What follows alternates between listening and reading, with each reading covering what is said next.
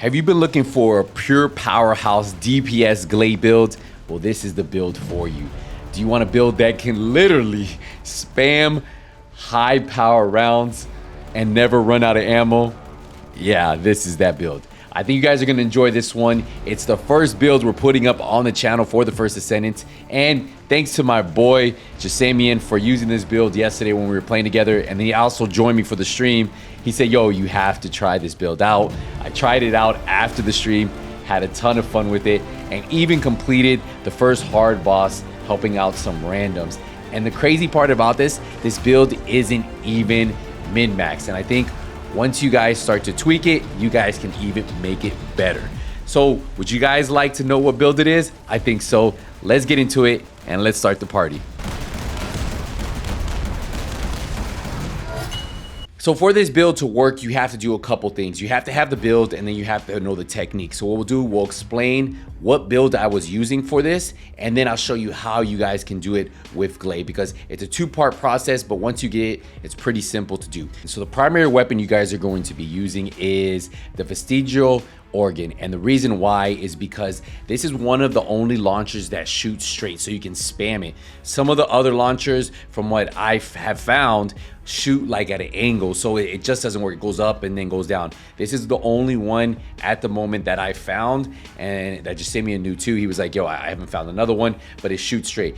Now on mine, I actually got some really good rolls. I have bonus fire attack versus colossals, so that's at 27,000 points right there. And then you have toxic attack, weapon change speed, and bonus fire attack versus Legion of Darkness, and those things you can change. But what you really want to pay attention to is that explosive attack damage. So we're going to click on it real quick, and then you'll see we have our DPS is about 115,000, right? And if you look at the mods we have, we don't even have all the mods we want.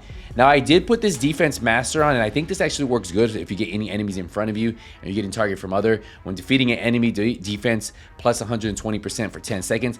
I thought this was kind of cool. If you don't have it, don't stress it. Rifling reinforcement is a must because you can get that explosive attack. You can put the weak point sight if you want a little bit of weak point damage. The fire rate to see if you can spam that a little bit harder.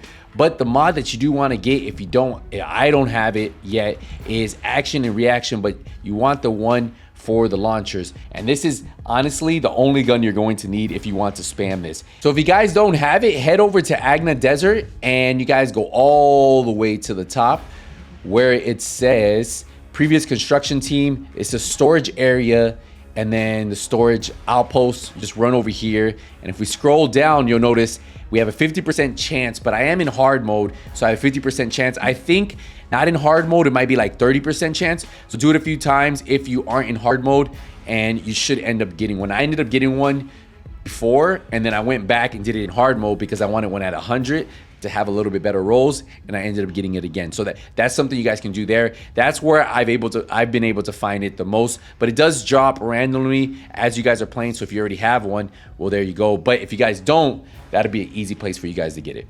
So the build itself is built on two concepts: skill cooldown and skill duration, and you need both of those to make this build work. If you notice on the left hand side, it says skill cooldown is at 74%, and if you notice the skill duration is at 63%. Now for the modules that I'm using, I am using skill extension. That's going to give me skill duration. I have MP conversion, which gives me skill cooldown. I have increased HP to give me some survivability. I have maximum duration, more skill duration. We have nimble fingers for skill cooldown. Focus on fusion. We don't even care about the first part. We want the second part where it says skill cooldown, -6%. So you don't even want to spec in this because we don't even really care about that fusion skill power. The same with focus on non-attribute. You don't care about it. You only care about that skill cooldown, -6%. So technically we're getting 12.2% extra skill cooldown by running focus, non-attribute, and focus fusion. You can also put some more increased defense if you guys have extra modules.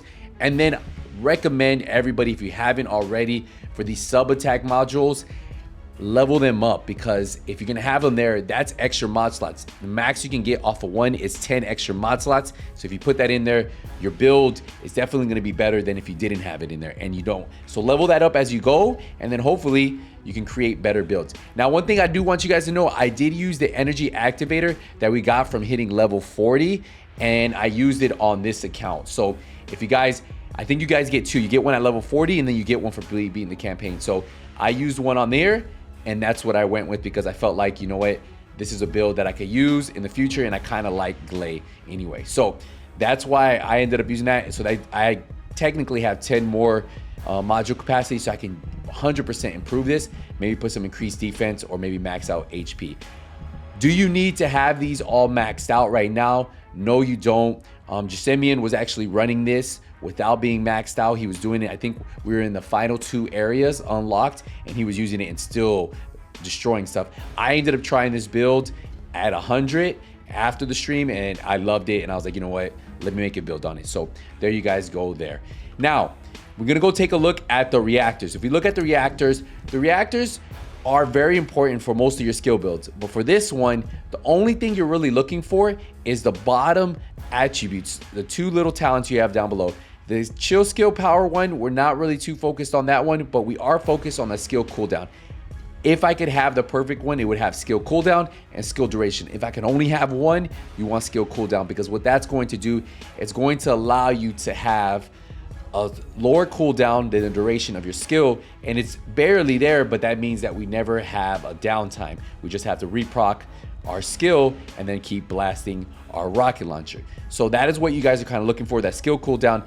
Do you care about the other stuff? Not really, because this build is built around spamming 2 skills, and I'll explain in a second.